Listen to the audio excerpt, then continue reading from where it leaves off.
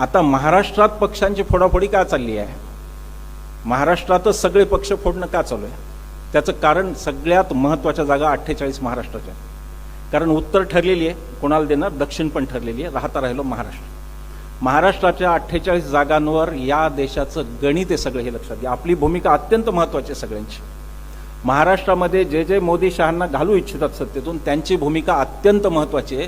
कारण या 48 जागांवरती आता शेवटी गणित येऊन ठेपणार आहे आणि महाराष्ट्र काय निर्णय देतो त्याकडे जाणार आहे. या देशामध्ये 3 प्रांत आहेत असे जे निर्णायक आहेत देशामध्ये. ते सगळ्यात देशाचं नेतृत्व पकडतात आणि ते निर्णायक आहेत. त्यांनी केलं ते देश करतो.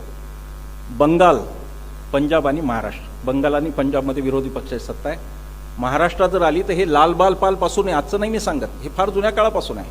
हे 3 प्रांत वेगळे आहेत. तर आपल्याला फक्त महाराष्ट्र सांभाळायचा एवढं जरी आपण सगळ्यांनी ठरवलं तरी ते होऊ शकतं.